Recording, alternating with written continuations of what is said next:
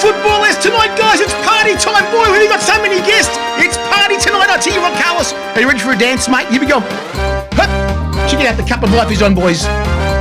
You'll only hear it after the show. That's all. Hey, check it out. Hup. Hear it. Hup. Camera looks good tonight. It's good. Fantastic. Hey, let's party. The cup of life. This is the one. Now is the time. Don't ever stop. We should have known. Gotta be strong. We should have known right from the top. And when you feel the heat, the world is at your feet. No one can hold you back if you really want it, Carlos. I see it in your eyes. You want the cup of life. Now at the DC, you're gonna get a Gary. Do you want a Kenny? Davo, do you really want it? Here it comes. Let's do it right now. Hey! We are the people. We are the passion. Boy, we got guests tonight, guys. It's always been our way in the highway on this show. Believe me, we got a massive story for you very shortly. Thank you, guys. Welcome to Football List Live. Welcome, gentlemen. Welcome, boys. Welcome tonight, all of you.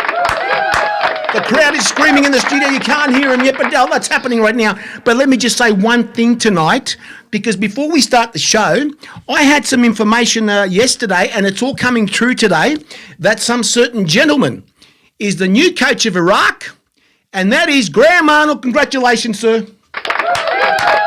Graham Arnold is the new coach of Iraq. All I can say is, Graham, this is only a joke, but it could be serious. Please wear, when you get off the airport, please wear a rocket launcher under your arm. Please wear that. Thank you. There you go. There you go. Oh, my God, mate. It sounds like one of my stories once when I was actually performing in Timor, pushing my music trolley, and they're saying to me, Harry, where's your rocket launcher on the trolley? Mate, that was true. Absolutely true. But let me just say right now, Davo, welcome to Football S. Gary Ward, how you going there? And, of course, Kenny Wilson. Great Scott, it is him. You can't recognise him, but you're recognising him tonight. Carlos Bielli as well. Boys, it's one of those nights where we got so much to talk about. Let's throw this one out the way. Don't forget Alan. What was that? Don't forget Alan. I did say Dave. I did say Dave. I did twice. Gary, is there something going? Is something you're not telling us, Gary? Oh, no, I'm not joking. Now, let me say, guys, are you guys dead set telling me, Gary and Dave saying to me, he's never heard of Gary. He's having me on for sure. But you guys have had so many. Oh, no.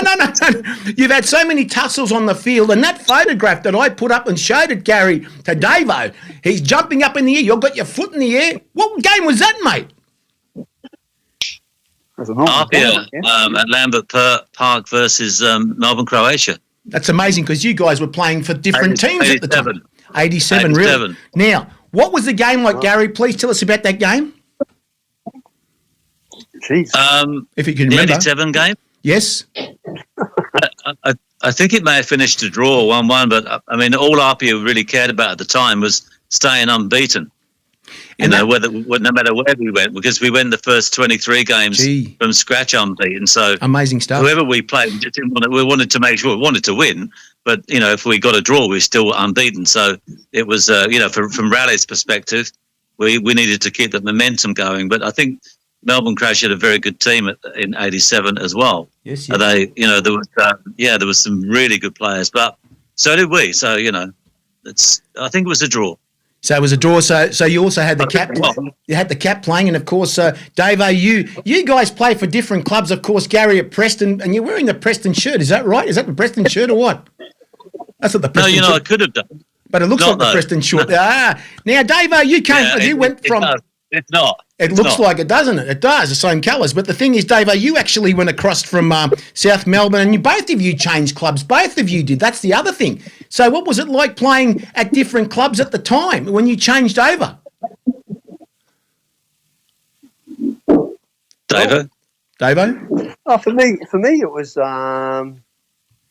I guess it was just a new experience, and going to Melbourne Knights, it was, they were quite passionate as well. So you've gone from, a passionate club from South Melbourne, and at Melbourne Knights, they were very passionate as well. So, the games were every game you played was a serious game, and it was pretty serious.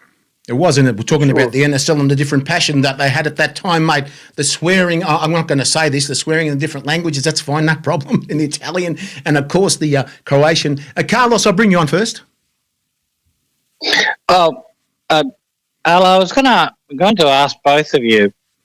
You had some great coaches throughout the years, and Raleigh Rasic is one comes to mind for the Invincible. But for you, Alan, who was the coach that had the biggest impact in making you the player you became?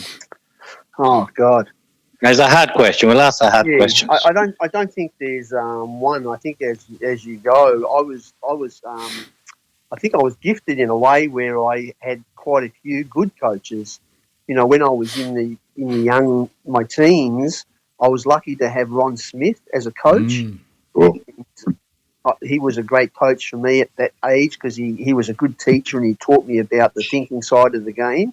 And then when I went on to club level, you know, Len McHenry was another one that comes to mind, that he was a very good coach as well in terms of he played a specific way, but he had game awareness and game tactics and he wanted to play. So that brought me into being in a team that played a system and you played in the system, which was good. And he was all about attacking football. So the whole team had to play a certain way to get forward. So that was you know, Raleigh Rasic was another good coach that I had after that. You know what I mean? So, and he was a hard man, and it was, you know, we were training 5 nights a week and all that stuff. And I was a good friend of Raleigh. We used to talk a lot on the phone every year and stuff. So I had a lot of respect for Raleigh. I'm just trying to think, you know, Ken Warden was another good coach that came into when I was at Melbourne Knights. I experienced a lot of good things about Ken. He was a player's coach, but he also was a hard taskmaster like Raleigh and all that sort of stuff. So, you know, Ken Warden was and overseas probably Brian Clough had a big impact on me as well about what professional football was all about, and you know, he was a pretty tough, straight guy as well. And so I think it was not just who's the best coach.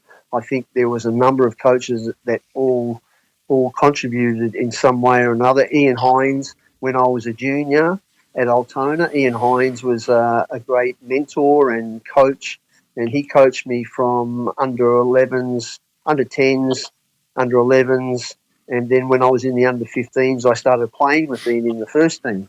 So, it was a real. He was a real great start for me as well as Ron Smith, you know, at early days as well. So Kenny, Gary, I haven't left anyone out. Kenny, did you play against these two boys here at one stage? Well, of course, yeah. Well, I mean, I was coming to the end of my career when Alan was playing, but yeah, we did. Yeah, I played against Melbourne, Croatia, obviously South Melbourne. Gary, I played against many times.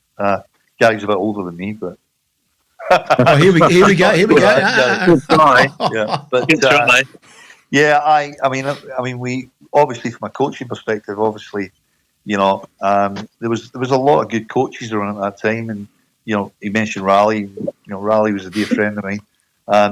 He was special. His team talks were legendary. You know, you would get there an hour and a half, 2 hours, and you still hadn't gone to the training pitch. You know, Gary will tell you about them. And his one-liners were renowned. I mean, he just had his delivery, the coldness. He was actually probably in a sort of Brian Clough way. You know, he could be really cutting. You know, but he tried to be in a sort of funny way in his Baltic manner. But yeah, they were. It was definitely cunning, Raleigh. There's no doubt about that. Because I can give you an example of Apia at home against Sydney Olympic, and it was sold out. They couldn't get another person in Lambert Park, and Cozzy had scored a goal, you know, like 10 minutes into the second half, and Olympic were 1 up, and it was an absolute cracker. He was 25 metres out, top corner. It was a real top cosy goal. And Charlie Yankos equalised. I got the winner. We won it 2-1. And the next week we got the Italian derby at Marconi. And he's got Kat and I on the bench. And Kat had a great game against Sydney Olympic.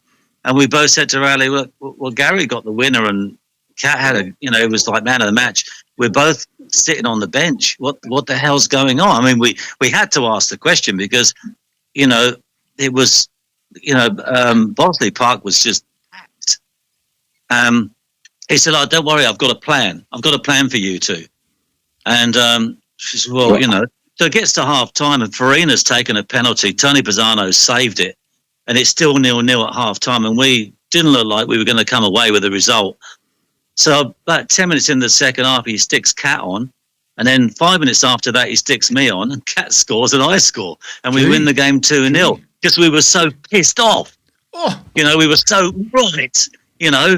Bloody hell, what are we doing warming the bench? And so there was a method. He said, I told you, there's a method in his madness. I mean, the psychology of it to rile us experience, because we were both, 29, 30, or Kat, I'm a couple of years older than Kat, but, we don't want to warm benches when you're around the 30, do you? Do you know what I mean? I don't think so, that's for sure. Anyway, that was Raleigh. Peter Ollerton was quite similar to that when he took over at Preston in 82, 83. They were two very good years for Preston, and really, I don't know how we didn't win at the NSL. First past the post it was. We were so clear. I was top goal scorer in the NSL at the time. I got injured, and we ended up. I think we were runners up in '83. But Ollie was a phenomenal coach. I really liked him, and he liked to work us out and get us fit. Like we had to have one night a week in the gym, a professional. Build the muscles, build the lower abdominal, blah blah blah blah blah. So you're jumping out of your skin, and Raleigh was the same. Really, when I think about it, our pre-season in '87 was outrageous. Considering we weren't full-time professionals, we may just as well have been. Anyway, there you go. It's 2 bobs worth. Now, Dave, did you had Raleigh at all as a coach of yourself? What was he like compared to? Did you have him as a coach as well? Yeah, I had him for a coach. What was he like? And he was good to me. Like I got on well with Riley, and he was tough. He was very straight, and when you walked in the room, you had to sort of listen and be told, and that was it. And Riley was the way he was, and he loved to talk, and he loved to talk about his past, and he used a lot of past examples as what the subject was, and he talked about different players and this and that. But hopefully he's resting in peace. Because I was a big fan of Raleigh and a good friend of Raleigh as well. So I can only talk highly of Raleigh, and I miss him. And it's glad we're still talking about Raleigh these days. Oh, he's a legend of the game. A legend. We had up until his passing, we had Wednesday night dinners every Wednesday. And we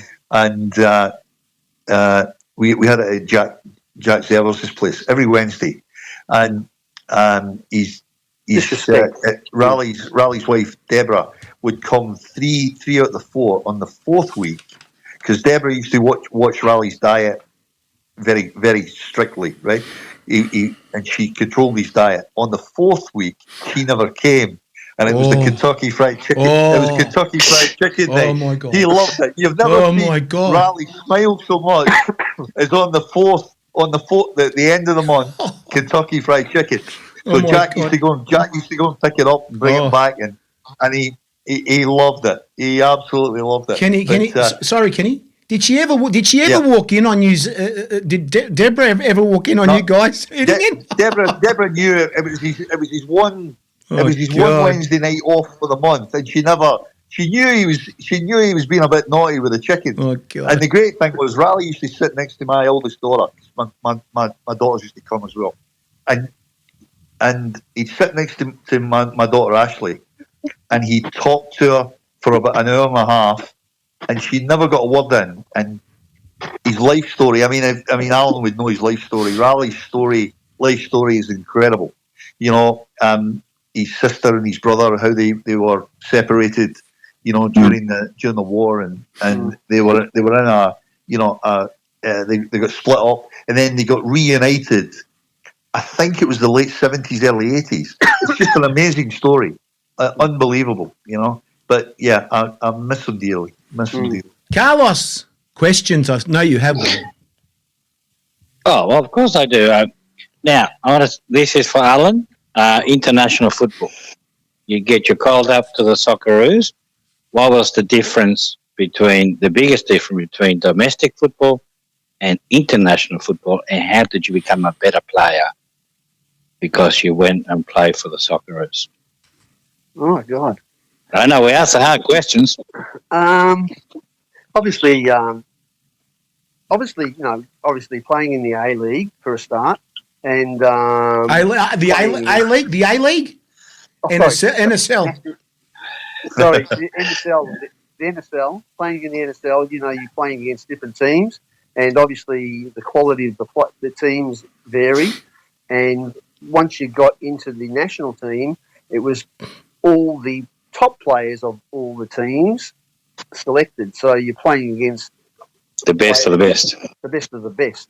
So, you know, in arena, and Gary would know, and, you know, Kenny would know, if you're playing with good players and they're high quality players and you're playing with them every day, your standard starts to become a better and faster game and faster thinking, and you inherit all these things, you know. So, you know, so I guess that's what happened. And then when you start to play with Australian, then you're playing against European teams and all that sort of stuff. You're playing against teams who are better than you, and then you start to see the other side of the story as well. And then, you know, it's just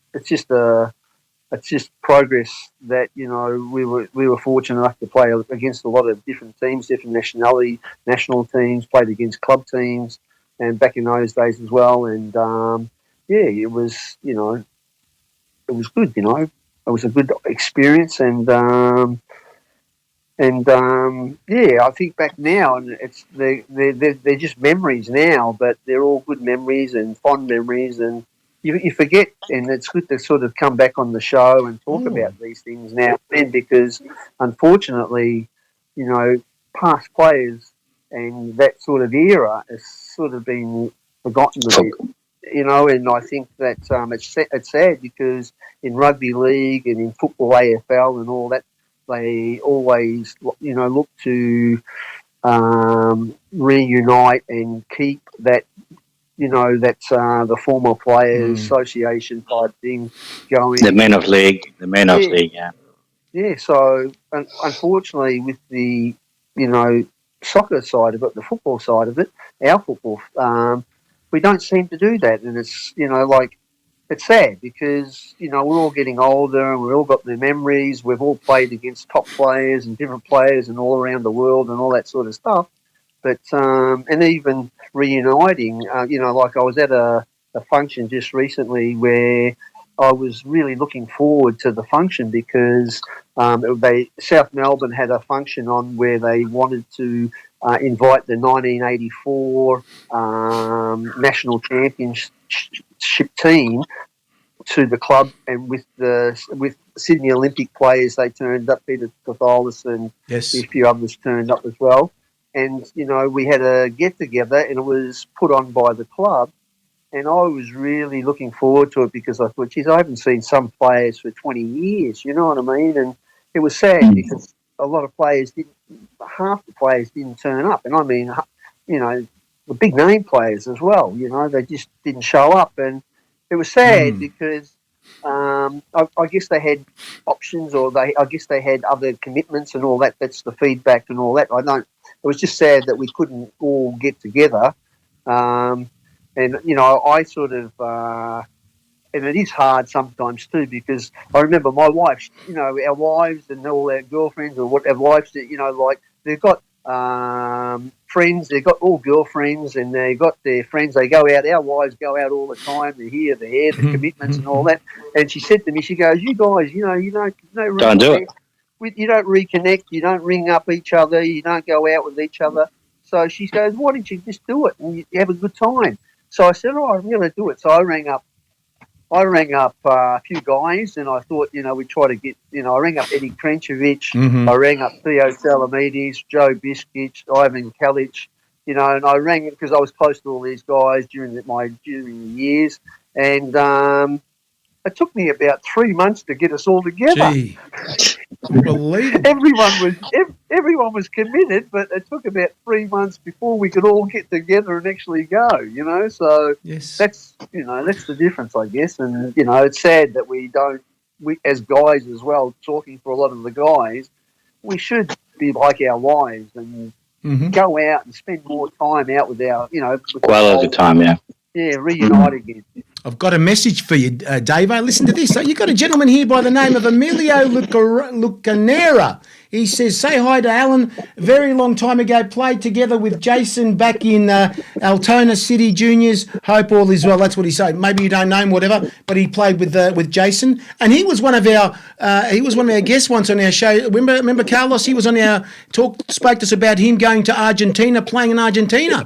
Going over. Oh yeah. Playing Argentina. Yeah. That's the thing too. So that's the thing. And also Roger Sleeman. Roger said something, boys. The Oracle has to say something. He's got to do it, mate. He says it's a shame the administration can't talk about the past players, and that is true. That's the thing. So we're going to move now. Gary, would you want to say something at all about you guys getting together in Sydney? Things happening. Have you done that at all? Well, I think. Kenny mentioned Jack Service before, and Jack's been very good at getting things happening with a lunch here or a dinner there, and it's been great to meet. In fact, was some presentation about 4 or 5 years ago, and I caught up with Raleigh, and I put my arms around him and said, "I said I'm so proud of you, Raleigh." And he put his arms around me and squeezed me even tighter and said, "I'm really proud of you." And I got quite a shock at that, because I wasn't expecting that in return. But there are some gatherings. I mean, like I spend a bit of time with Peter Catholis. He's always got a lunch somewhere, or a game of golf. But the way he talks whether it's the cat or whatever. So, there's the odd lunch and there's the odd dinner, and Jack's been very good at putting these things together. Obviously, a very dear friend of Raleigh's as well. So, when with the World Cup and with Graham Arnold before he went, we had a lunch. When he got back, we had a lunch. So it's those things have been good. And of course, we're losing people as well. I mean, that's also a bit frightening. And obviously, I played a fair bit of football in Melbourne in those days. So. Not just the Sydney boys. I might go to the what they call it, the Billy Whiteside Cup. I think it's at Box Hill once a year around November, December. That Brooksy puts on, and you get Georgie Campbell. You get you get a bunch of guys that some NSL and some stately. Gary Cold never misses one of those, and they become an annual thing. So I haven't been to the last 3 or 4, but in fact, the last one I went to was 5 years ago when COVID was sort of was on, and I met John Hyam, who played with me when I first arrived in Australia at Preston, and I got a bit of a shock when I saw John, because he and I sort of went back to where it was the Lancashire Floodlit League, and we were only kids. I was 17, he was 19, and he was marking me as a centre half. He was in Liverpool youth team, and I was at Crewe, and which is a long way from Bedford. But we drew that game 3-3, and we knew each other from then. And obviously, a few years later, I go, "Oh, John Hyam, what are you doing here?" He said, "Well, I could ask you the same question, except he had a Scouser's accent." But I mean, I was there 5 years ago at the Billy Whiteside Cup, got my arm around John. He said, "Oh, now I've found you guys are coming every year. I'm going to make sure by Easter he'd had a heart attack and passed away." And I just thought, bloody hell, you just get to meet someone again after so many years. And, you know, that was 5 years ago. And, you know, he's only a couple of years older than me. So, you know, I swim as much as I can, you know, but, you know. You lose people. Like even George McMillan, remember him from Preston? Yes. Good old George McMillan. You know, goodness me, you know, I mean, he's been gone a few years, and for me, he was a fearless legend. You know, good old George. But so, you know, I'm very thankful to be on this show. Just to talk about football and say hello. I think it's a really good thing. Now, we're lucky enough. Every year, the Sydney NSL, we have in November, we have an annual, and it's been going now for probably 10 years. The Legends. Yep. So we have, you know, the Hakoah Sydney City boys, the Apia, the Melida, Sydney Olympic, Marconi, Croatia.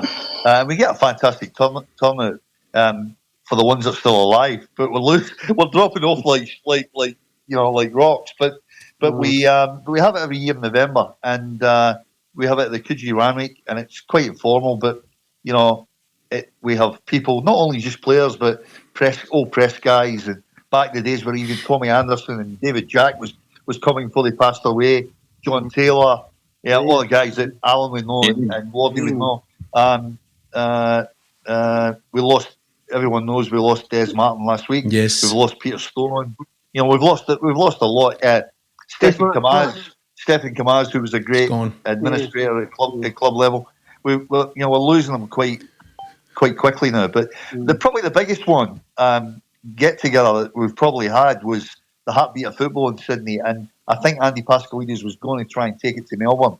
So we had a massive turnout for that one. That was at the Canterbury RSL. I think we had something like 200 or 300 people there, and mostly players and most clubs, and there was quite a few boys from Melbourne. I think Gary Cole, and I think even, I'm not sure if Kenny Taylor flew up, but there was a few Heidelberg boys came up. He did. Yeah, and so that was probably the biggest. But we certainly did the Sydney one, which is it's always good to see the boys. That's very boys at least. That's very funny, Kenny, because a few weeks ago you guys came to Melbourne. Of course, thank you for coming, and Carlos, and we did the show down there at Brunswick City, and of course, so we had Wadey there, and you know what, Wadey said to me, you know what, how many? I was watching the game, and everybody's walking up to me. I remember that goal you scored, Wadey. All these people were coming up to him all night, and remember. For like 1 hour after the show, he was there taking photos, and people are talking to him about all the old games. Not one word of the A-League, not one word of the A-League, boys. That's the other thing too. Let me just say we're changing over to this right now. This is very interesting, Davo. I've written it here right now, and this, Carlos, yes, he's a school teacher. That's why he talks like that. That's why. But that... In today's fast-paced business world, reliable logistics is key to success. That's where PC and FS Logistics come in. With a comprehensive range of services including air, sea and domestic transport, as well as secure warehousing, we've got your supply chain covered. From origin destination, our expert team ensures your goods are handled with care and delivered on time, every time.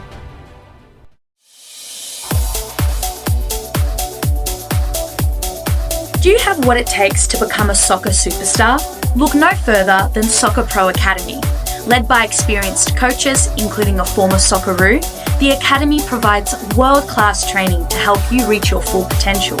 From technical skills to tactical awareness, they'll help you develop the skills and mindset needed to succeed at the highest level. Soccer Pro Academy, where champions are made.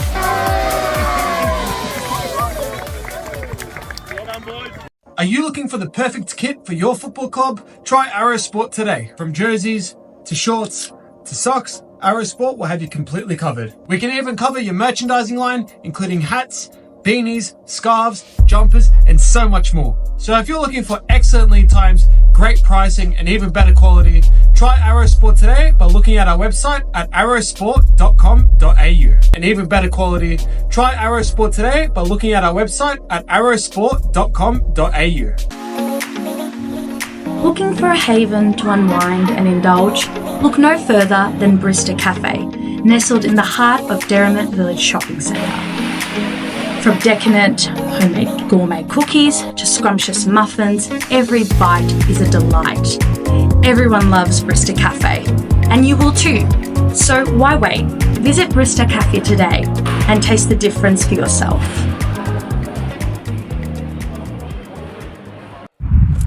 Hi guys, Harry Sunday here, letting you know that there's a apparel company that supports the game that you love. It's called thereisonlyonefootball.com, guys. They've got all sorts of stuff, from caps, t-shirts, water bottles, all sorts of accessories, even for your mobile phone.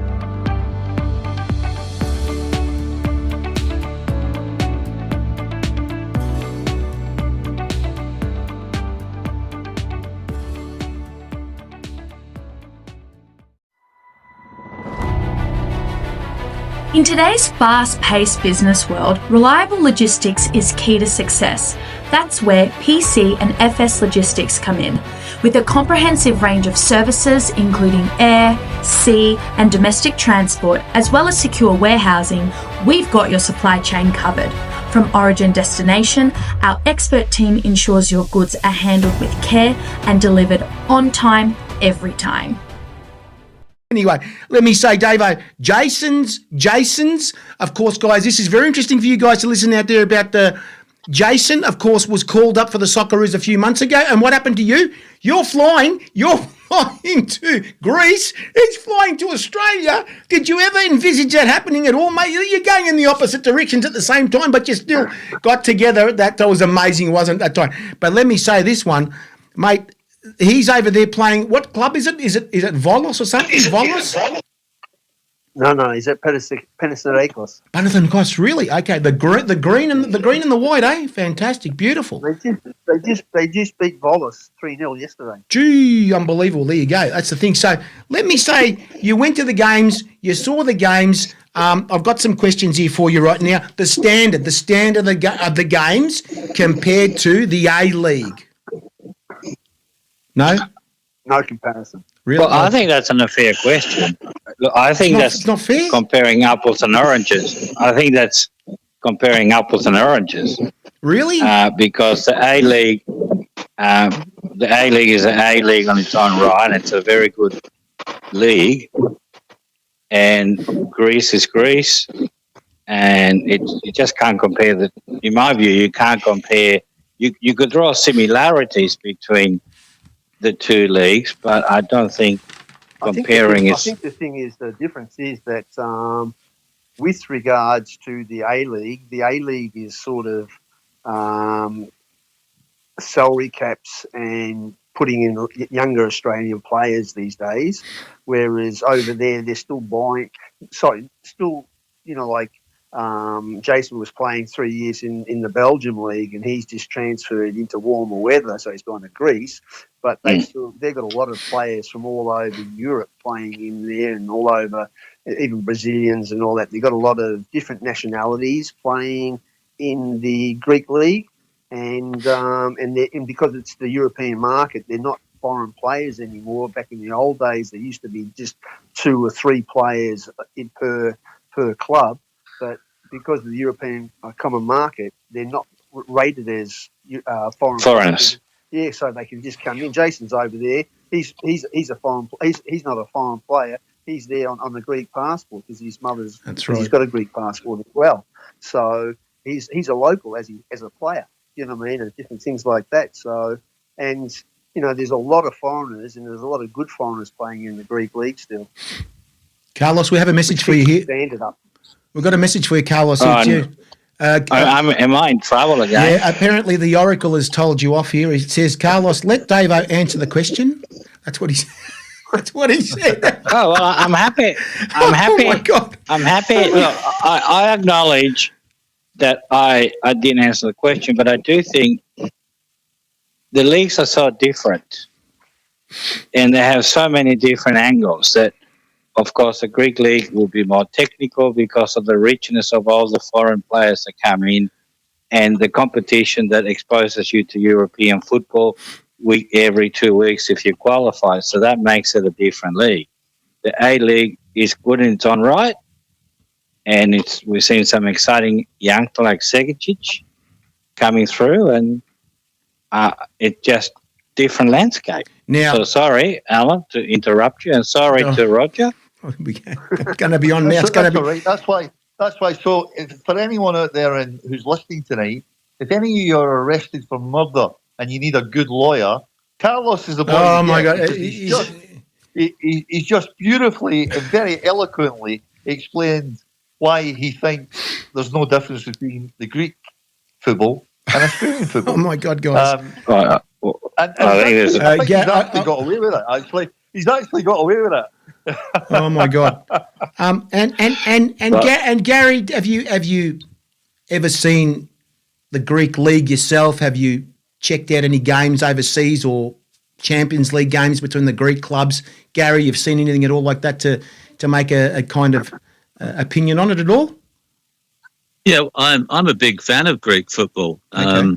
I mean, wasn't that long ago they were European champions. Olympiacos. I mean, yes. there seems to be a lot of depth in their talent.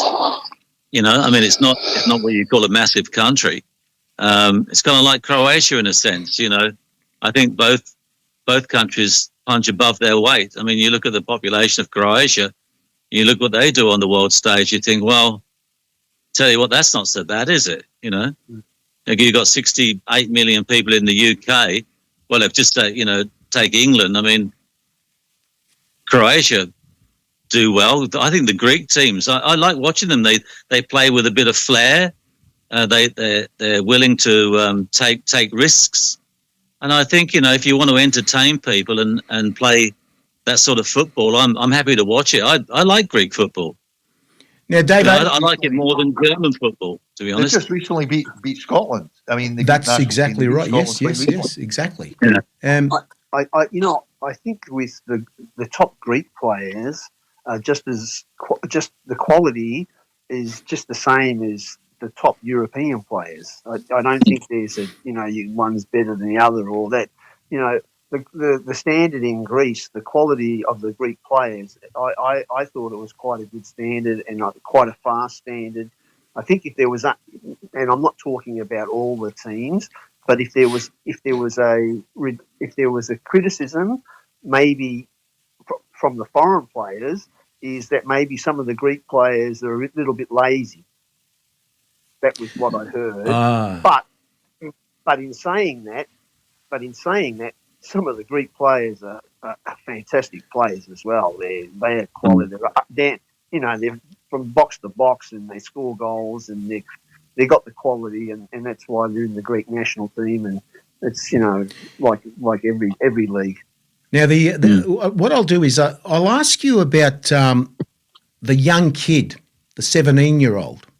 How is he? He's really well. He played against Scotland. Kenny, of course, that young kid. I forgot his name now, but from Belgium. He was Belgium. A Belgium Greek boy went over there to play for the Greek national team, and he scored the goals. Kenny, you saw that goal he scored that day in Scotland. What a kid he is! And let's just see. They didn't speak about him in Greece whatsoever, Davo, at all, or they speak about Oh, it's only because it's all in Greek.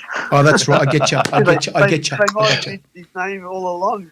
Mate, that kid's unbelievable. Now, the standard. What is the day that Jason does? That day he's getting ready for training. You went to win the training, right? What starts the day with him before he gets to train? And what do they do? The preparation over there compared to here. Well, they work on their preparation of. It starts. Jason, because he lives in Thessaloniki, he drives an hour to Seras because his kids go to school in Thessaloniki. Yes. So there's only 2 players that live in Thessaloniki because of their kids. All the rest live in Seras, which is where they play. But he drives an hour up and drives an hour back, but it's for his kids. But his preparation is always up. His preparation. It's interesting because when I sort of went up there, I was actually watching his diet and how professional he is about his weight and working hard and all this sort of stuff. And it was impressive. You know what I mean? Like even to the extent that national coach, Popovich, was even shocked, that Really? because Popper's very, very hard liner when it comes to Dieting. fat folds and all that sort of stuff, and he's a real professional and strict in those areas, and so obviously Jason's doing the right thing, and got his fat folds down, and he's doing he's playing every week, and he's playing 90 minutes every week, and he said he's enjoying it. He reckons the league's it's a good league, you know what I mean?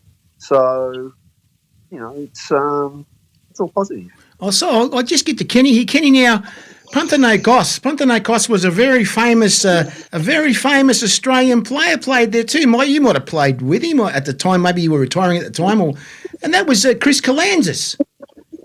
Chris Kalantzis, he played there. He did. Yeah, Chris was in the youth team when I was at Olympic. I went to St George in '83, and then Chris made his debut in '83, '84 for Olympic. Yeah, terrific player, absolutely terrific player. So yes, quality football player. I mean, look, when you think of we had Rasko, we had Raskopoulos, Katholis, Mark Koussis, we had quite a few, and then we had a couple of two guest players that came. Davalis and Stravopoulos came and played for us back in the days in the NSL when you could have a guest player for 4 or 5 weeks. When we had the Malcolm McDonalds coming, oh and yes, Kevin Supermax, and Bobby Charltons, and and Mick Shannons. We had that rush. We had that popping up all the time, and they were exciting times. I mean, when they arrived and they were only here for a small window, and certainly at the end of their career, Kevin Keegan or whatever. But just to play with or against someone, or players of that quality. I mean, I remember my second game for Sydney Olympic in '77 at the start of the NSL was against West Adelaide, and we went to Adelaide to play. And Graham Souness was guesting he was at Middlesbrough at the time, and he was guesting for West Adelaide. So we play them, and on the Friday he gets a call back to go back to Middlesbrough to sign for Liverpool. They were the crazy things that used to happen back then. Yes. But George Best used to play. He played for Brisbane Lions. Oh yes, he did.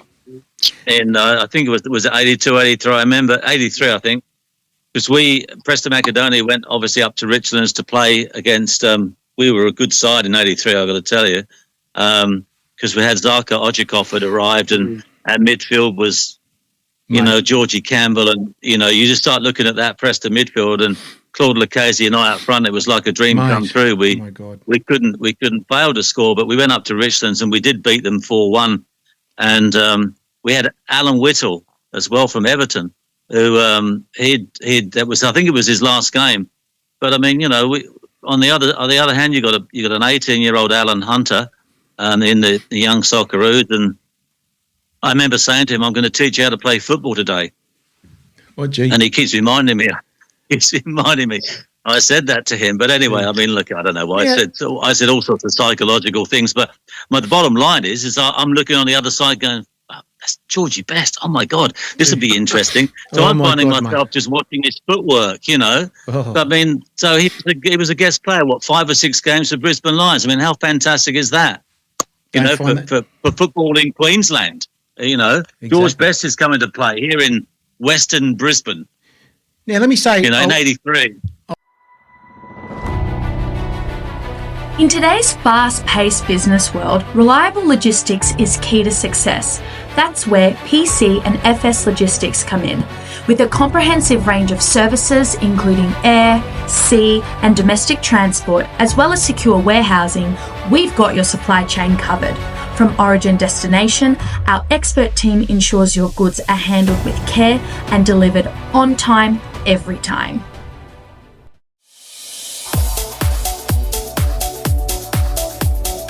Do you have what it takes to become a soccer superstar? Look no further than Soccer Pro Academy. Led by experienced coaches, including a former Socceroo, the Academy provides world-class training to help you reach your full potential. From technical skills to tactical awareness, They'll help you develop the skills and mindset needed to succeed at the highest level. Soccer Pro Academy, where champions are made.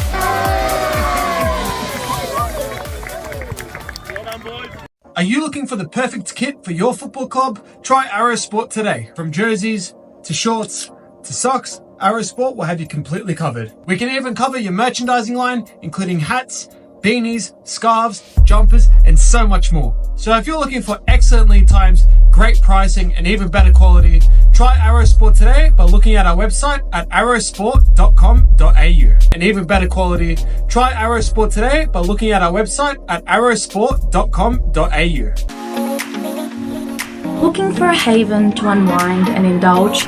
Look no further than Brista Cafe, nestled in the heart of Derrimut Village Shopping Centre. From decadent homemade gourmet cookies to scrumptious muffins, every bite is a delight. Everyone loves Brista Cafe, and you will too. So why wait? Visit Brista Cafe today and taste the difference for yourself.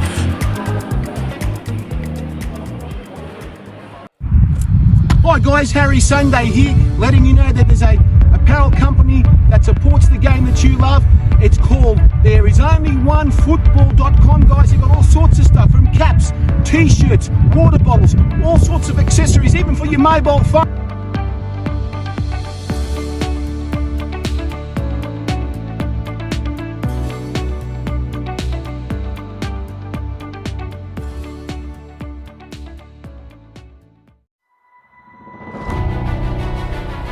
In today's fast-paced business world, reliable logistics is key to success. That's where PC and FS Logistics come in. With a comprehensive range of services including air, sea and domestic transport, as well as secure warehousing, we've got your supply chain covered. From origin destination, our expert team ensures your goods are handled with care and delivered on time, every time. I'll bring now, Davo. Did you walk into the club rooms at all? Did they have their own club rooms, Panathinaikos? What's it like walking into these places? Do you see something very different? We don't have the big social clubs like they would have. What have they got down there? I mean, this is something that a lot of people don't know. I know we've got Marconi, we've got Brisbane Lions. They call them Queensland Lions. You should see their rooms now. It's unbelievable. But what's it like in there when you walk into one of these clubs?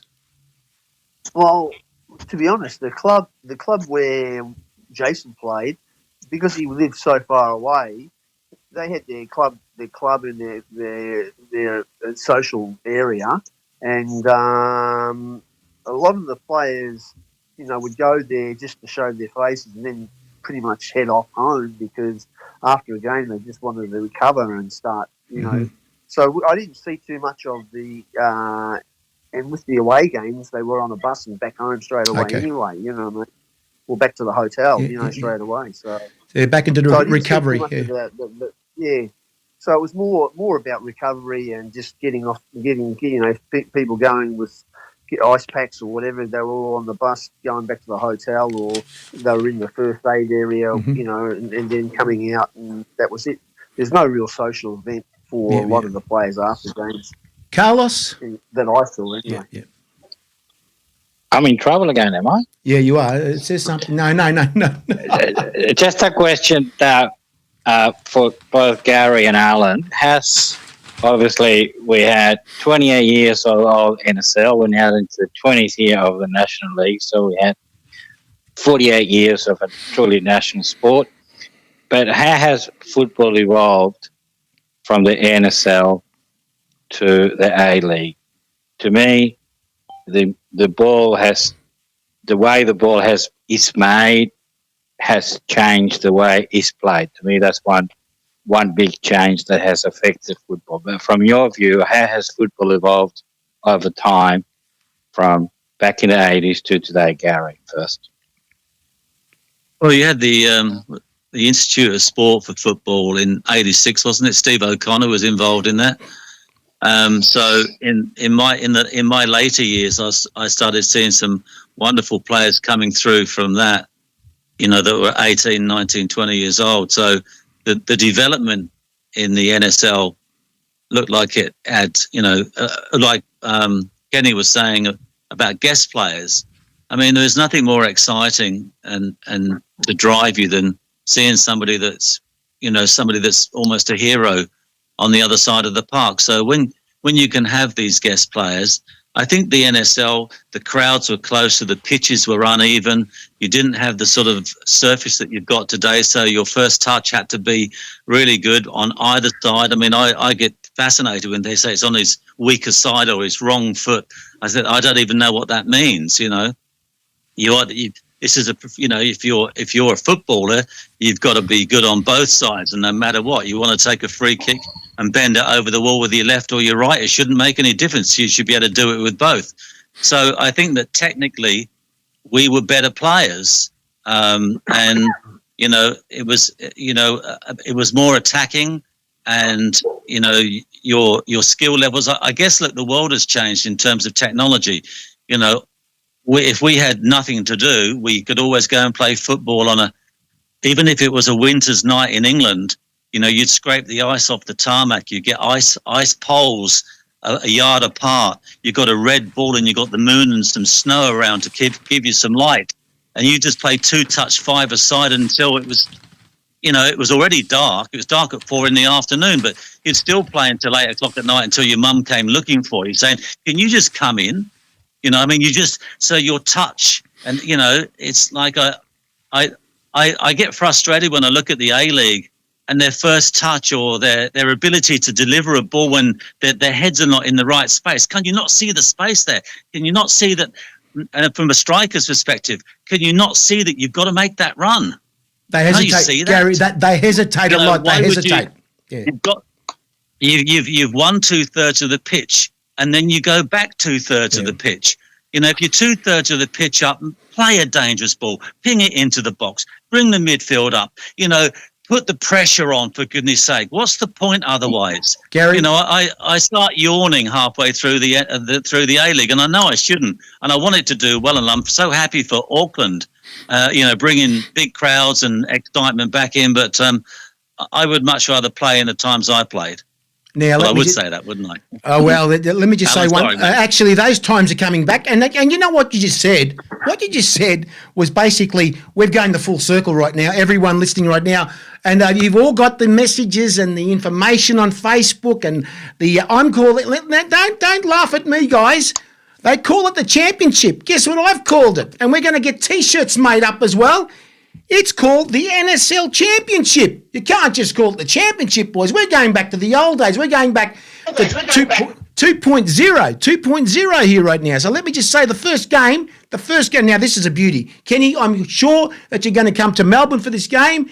The best teams have got the first game, of course, at Lakeside Stadium. We're talking here on the 10th of October. Beautiful weather for Melbourne that time, boys. Beautiful weather. Of course, I know Davo will be there. South Melbourne versus Sydney Olympic, Davo. Remember those clashes, mate? They're coming back again, mate. Remember those clashes with Kenny? Of course. What do you reckon now? Have a look at him. Have a look at him. He's loving it. Just talking about what Gary was saying, I think, it's the game, he mentioned the Australian Institute of Sport, Ron Smith was the catalyst of opening it up, and then Gary Cole got involved, and then also Rocky got involved. But the biggest mistake, I thought, was them closing down the Australian Institute of Sport, because that was Ron Smith was the one who developed the whole golden generation. They all came through the Australian Institute of Sport. Hello, gentlemen. Sorry, guys. I've got to go. We've got to go. We've got to go. We've got to go. We've got to go. 1-0. We've got to go. We've got to go, boys. We've got to go. Are you there, boys, or not? I've got to bring you all back and say we're just stuffed up here. We've just been disconnected. Please, guys. Sorry. Let's bring them back on again, boys. Are you there, boys? In today's fast-paced business world, reliable logistics is key to success. That's where PC and FS Logistics come in. With a comprehensive range of services including air, sea and domestic transport, as well as secure warehousing, we've got your supply chain covered. From origin destination, our expert team ensures your goods are handled with care and delivered on time, every time.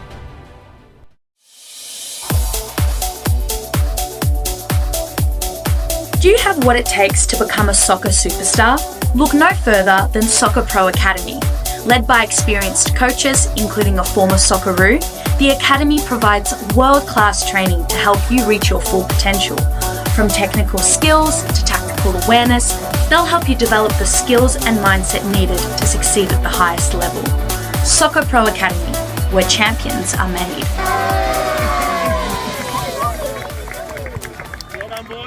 Are you looking for the perfect kit for your football club? Try Arrow Sport today. From jerseys to shorts to socks, Arrow Sport will have you completely covered. We can even cover your merchandising line, including hats, beanies, scarves, jumpers, and so much more. So if you're looking for excellent lead times, great pricing, and even better quality, try Arrow Sport today by looking at our website at arrowsport.com.au. And even better quality, try Arrow Sport today by looking at our website at arrowsport.com.au. Looking for a haven to unwind and indulge?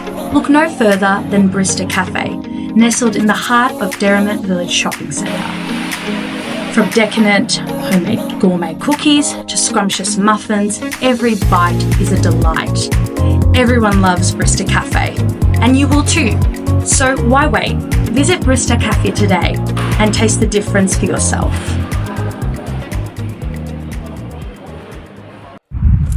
Hi guys, Harry Sunday here, letting you know that there's a apparel company that supports the game that you love. It's called thereisonlyonefootball.com, guys. They've got all sorts of stuff, from caps, t-shirts, water bottles, all sorts of accessories, even for your mobile phone.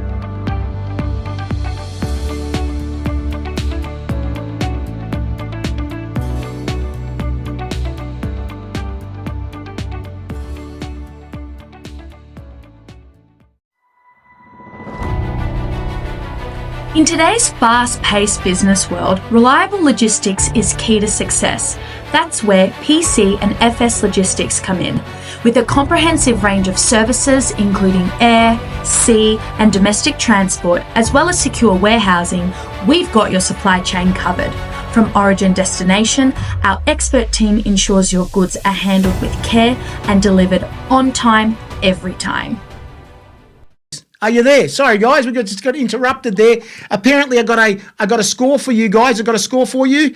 They're saying to me, Bentley is 1-0 to South Melbourne. Bentley 1-0. There you go. We're talking about the old days. There you go. So that's one right now. They've told me. So there you go, boys. There you go. I'm very surprised actually. So go on, Dave. Sorry for bothering you there.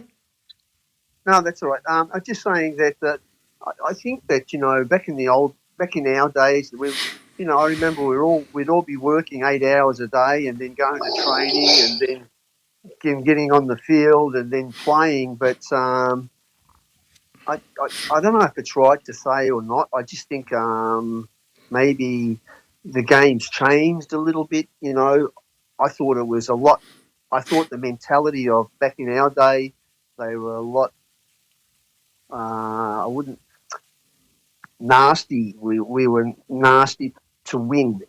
Everything was all about winning. Winning was, we'd sacrifice everything to get the win.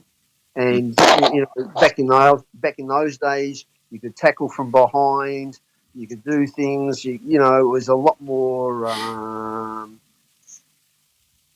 freedom. There was a lot more.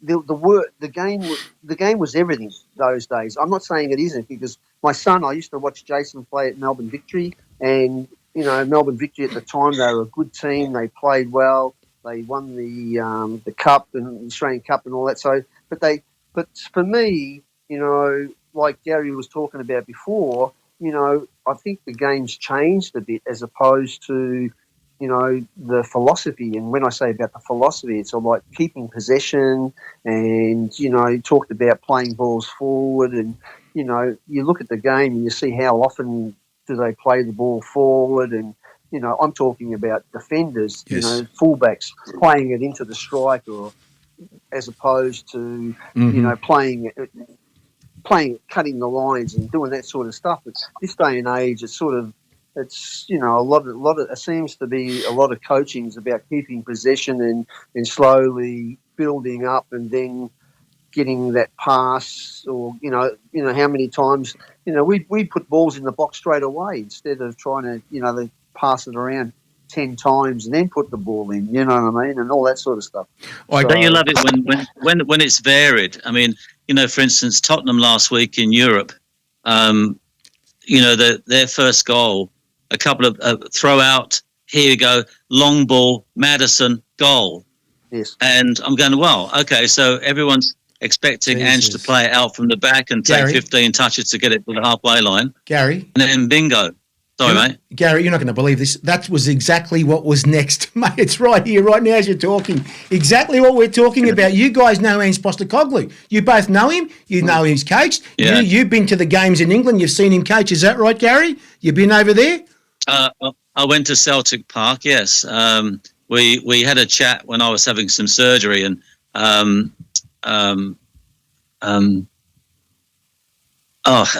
he got tipped off that I was having something removed from my face that could have been quite bad, and Archie Fraser gave him a call and said, give Wardy a call, and he did out of nowhere. I got a total surprise, and he was under pressure. He just joined Celtic, and the press were giving him a hard time. How do you pronounce your name? He said, don't worry, you'll know how to pronounce it by the end of the season. He had this pressure on him, and we had a pact. He said, I'll win the league and your surgery will be okay. He said, then you're going to come to Scotland, and the last game's against Hearts at home. And so we did it. Gentlemen, we've got a score, progress report. Guess what's happened, boys?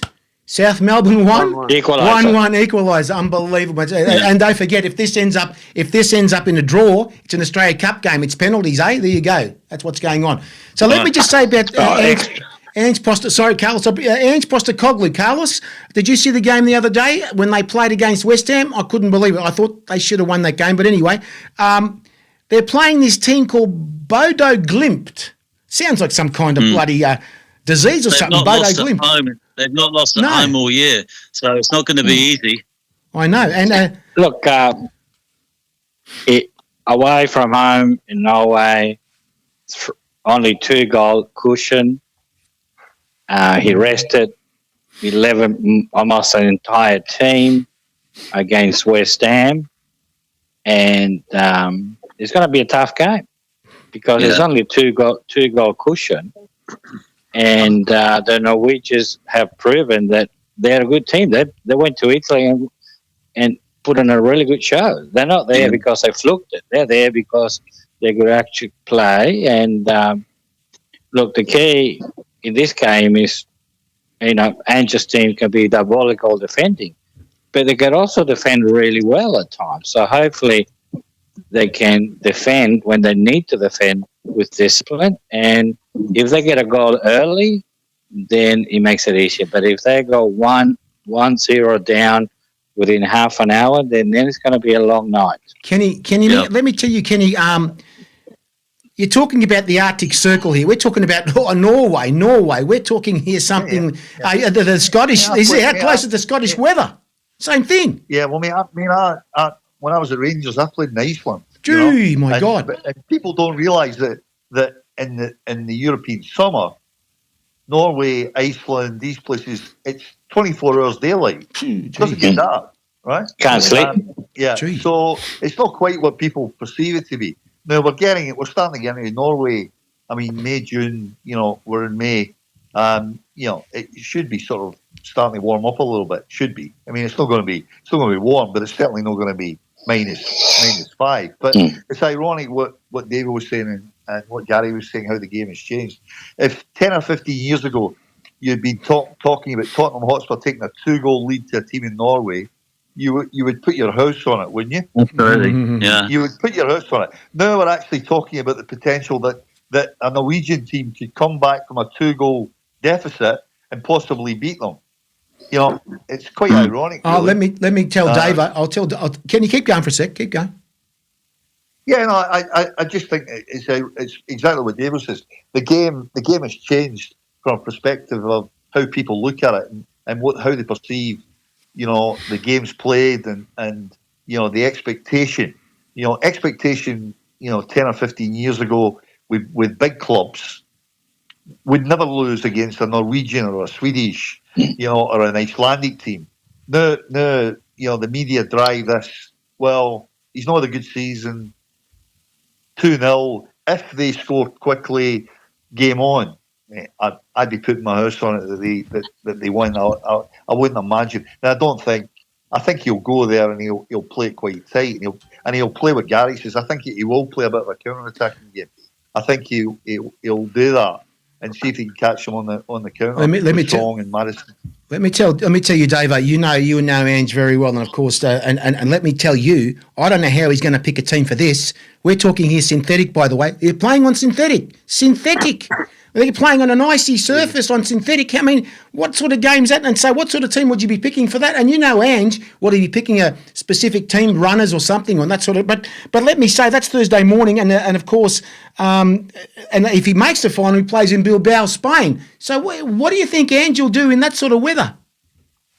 I think that first from a game plan, I looked at when they played Eintracht Frankfurt after going a goal up, and then going away to play them. They played a lot more defensive game. They didn't try to play out. They were going long when pressure was on. So I think common sense tells you. I really like to think that the players themselves want this. They're in a semi-final. And now, they've had a tough year, a lot of shit. Now, I like to think that if they've got the balls and the heart, they're not going to let this go. Yeah, I agree, 100%. I'm talking about the players now. The players. They're going to dig in. They're not going to come away. They want to win this fucking trophy. You know what I mean? And for me, that's what I look at in the players. I'm thinking as a player. Oh, shit, I'm on 2%. Sorry, guys. This might conk. Sorry, Alan. Sorry, mate. Go on. No, and I just think the players themselves, they've got the quality in the players. They were. I was just reading the other just before that maybe Son might be there, but they've got a few extra players back and all this sort of stuff. So I believe, at the back, they in midfield and up front, they've got enough talent in there to not only, get a result. I think it's I think if they didn't get a result, and I'm talking about keeping a clean sheet and getting a result. It's not about them winning. It's about getting a result and to the final. Yeah, and then they might be able to catch them on the counter. And this is they'll probably get Man United in the final. That's exactly what I got right here. Right, everything Gary said tonight. I've got it right here. He's got everything, mate. It's ironic. The two teams that are going to finish probably 16th and 17th in the Premier League. They're playing in the final. I know. Yeah. But I do want East to win. We all do. Absolutely. We all want pumping for hands, for sure. Because it puts Australia back on the map again, representing us. And guys, I'm going to have to go. I'm sorry. No worries, Wadey. No worries, Wadey. You're right, Wadey. Thank you for coming, Wadey. Thank you for coming, Wadey. See you at Preston. See you at Preston soon, mate, for the new competition, mate. Okay. Thanks, guys. I appreciate it so much. Bye. No worries. Thank you.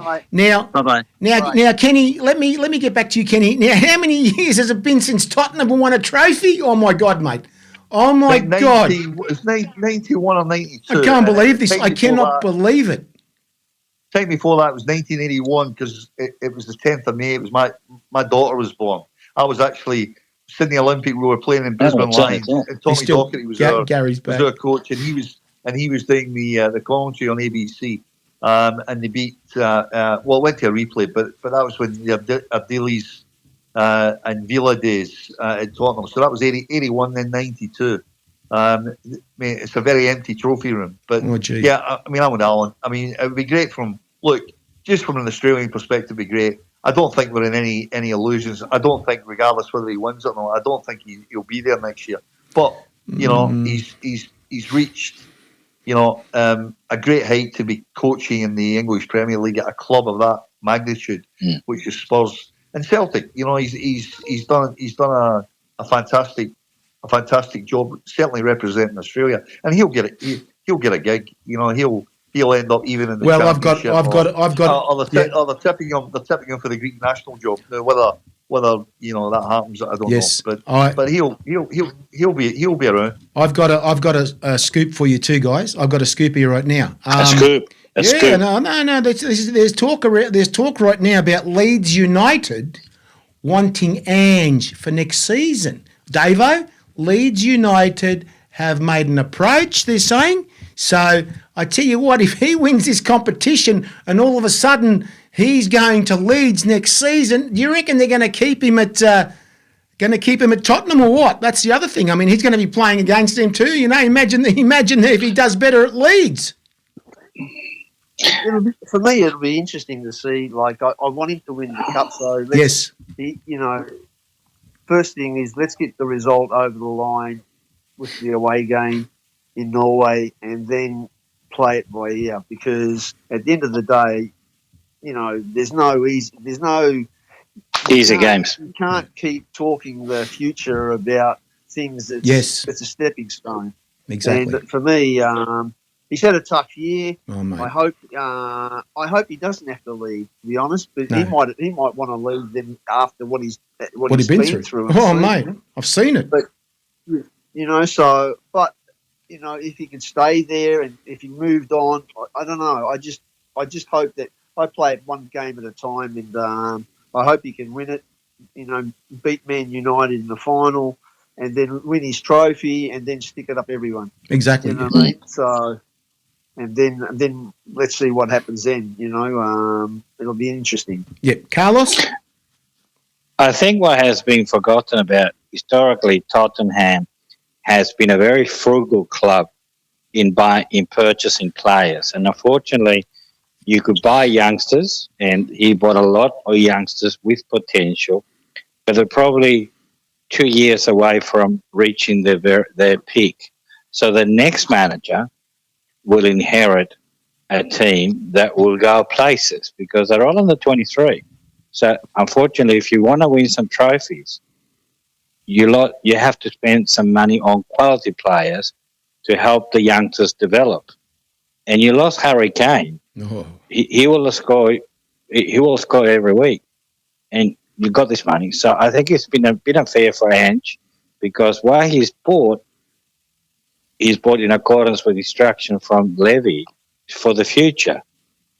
Yeah, and they're all in fairness, mate. I mean, Levy comes under a lot of criticism, and we get that, and we understand historically. When you look at the coaches he's gone through, I mean, they should never go. I mean, some of the coaches he's got rid of. I mean, when they got to the final of the Champions League and they ran Pochettino, they should never get rid of Pochettino. And Pochettino asked for certain players in the January transfer window, and if he'd got them, they would have probably won the league. Yeah. But in fairness, over the last 2 years, Tottenham spent 350 million on players. It's not petty cash, you know. And we're going back to the Leeds thing. You know, the lad that's brought Leeds United up, who brought Norwich up twice. When he was at Norwich, he only had 7 million to spend.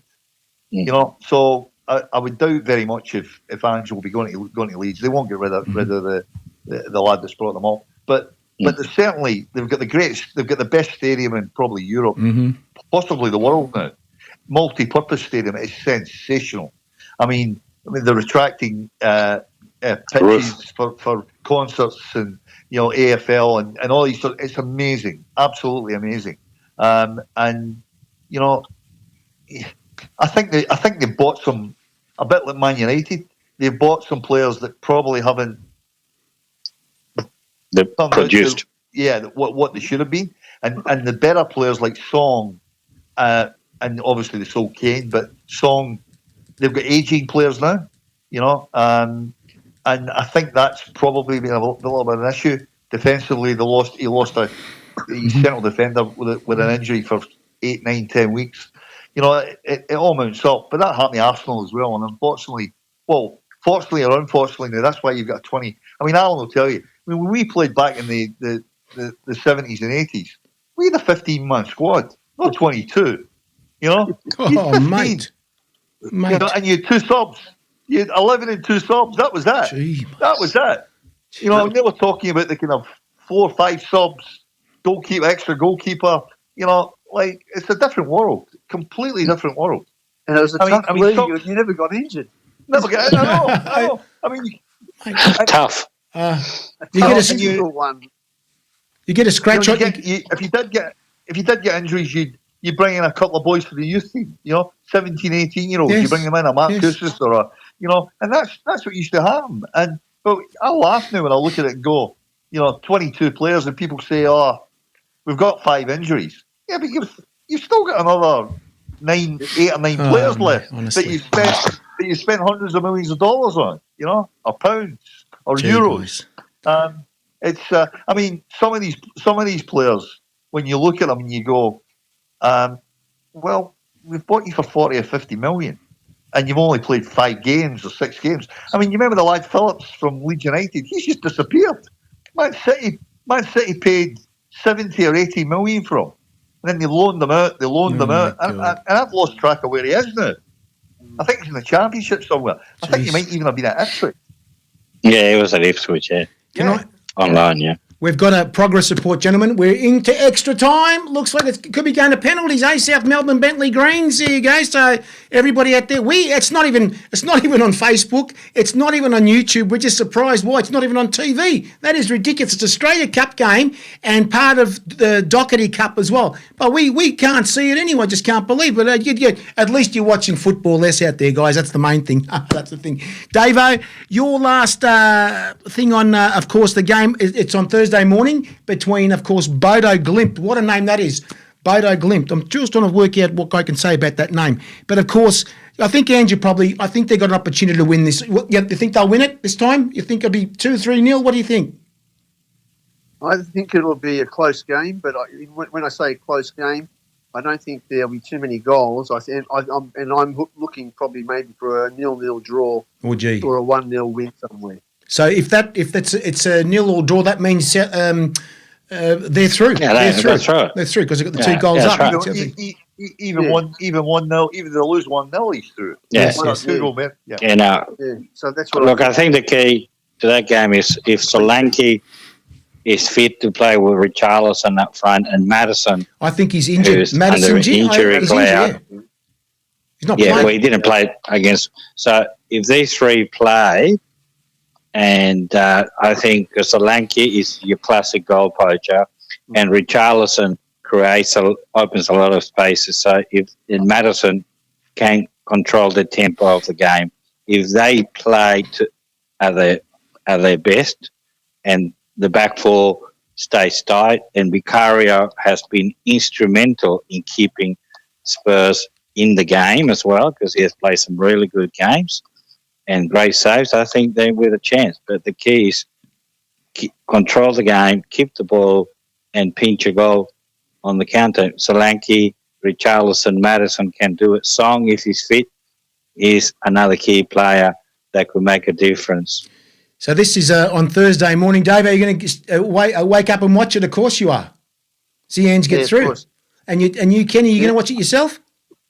Well, I'll be watching it, mate. Yeah, I'll be watching. I'll be watching the Arsenal game tonight too. Oh boy, here we go. And Carlos, you'll be up in the morning watch because it's really Australia versus the Norwegian team. Really, if you're looking at it, because a lot of people in Australia are going to watch this game because they want to see Ange get through to a final. Because if he wins that final against, let's say, it'll be really heartening if.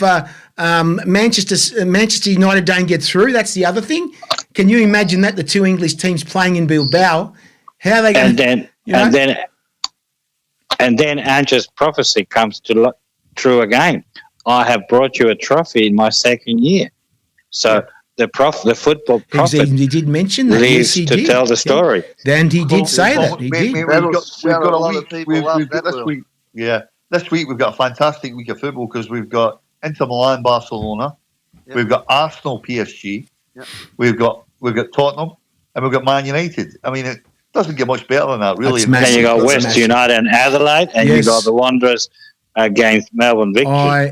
Have been and you got the women's as well. And don't forget, boys. That's if Western United can field the team. There have been a lot of things out there in the last few days too. And let me tell you one thing. What a pass! I have some information for you guys. Mark Jackson's gone? He's gone. Mark Milligan has taken over the position of coach at Newcastle, by the way. There you go. A good coach they have, and he's gone. Unbelievable. I mean, Carlos.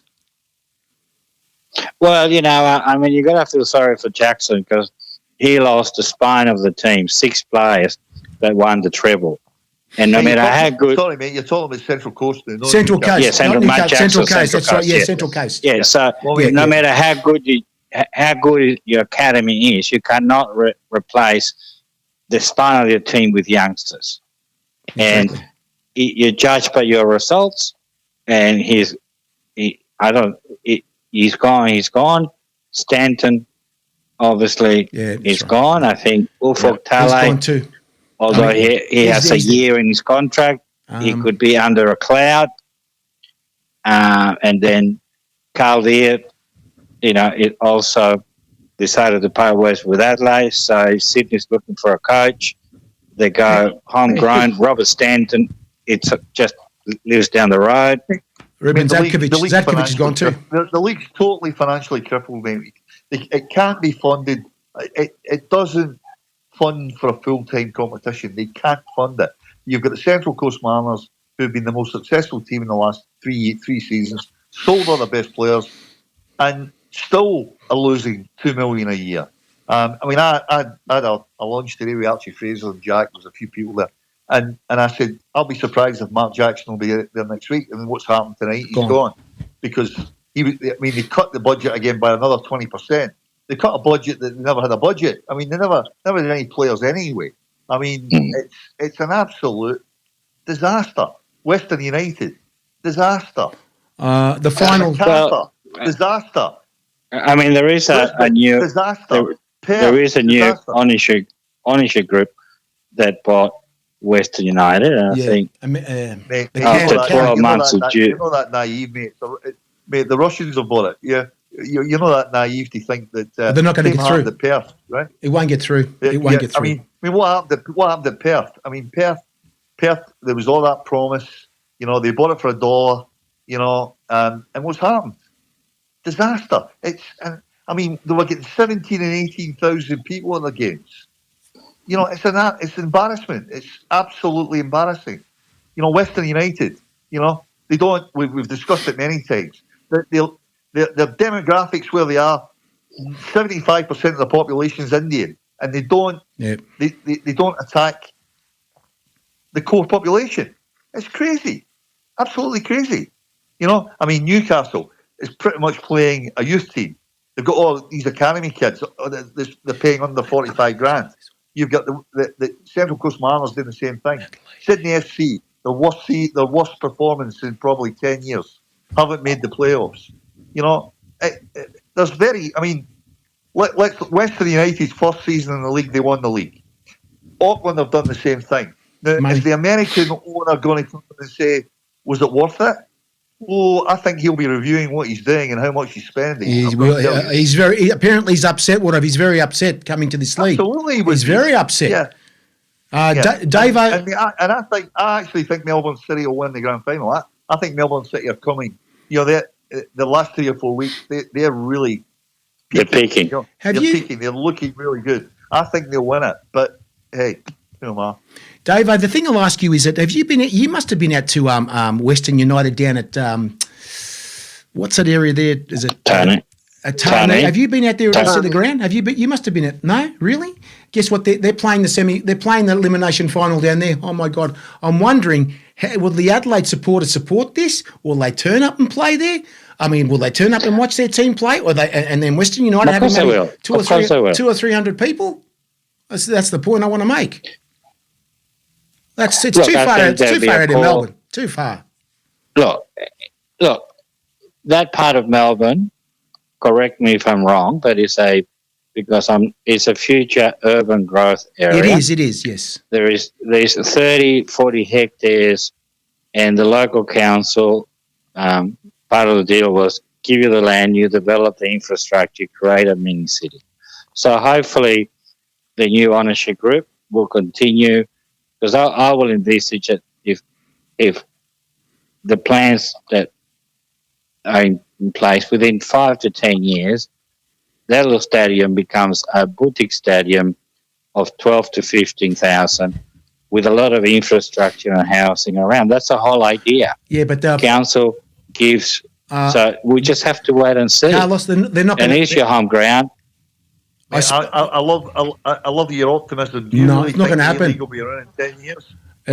Not in a pink fit.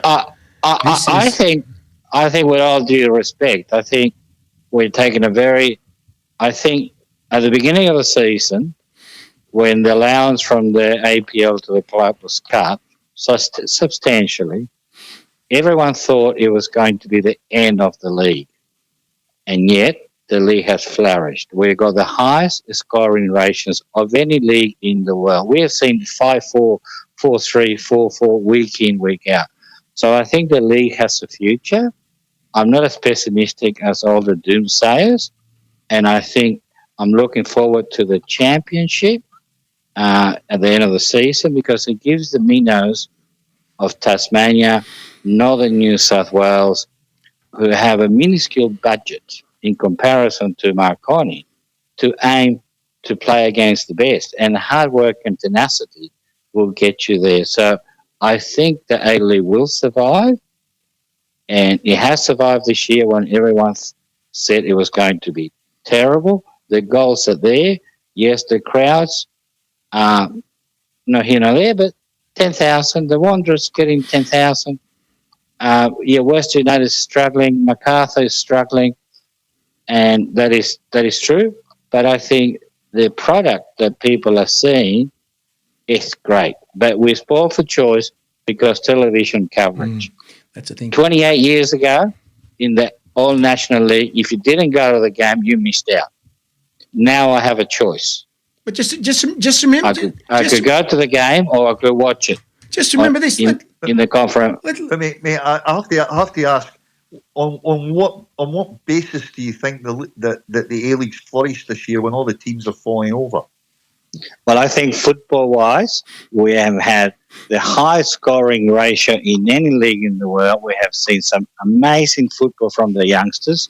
5-4, 4-4, 4-3.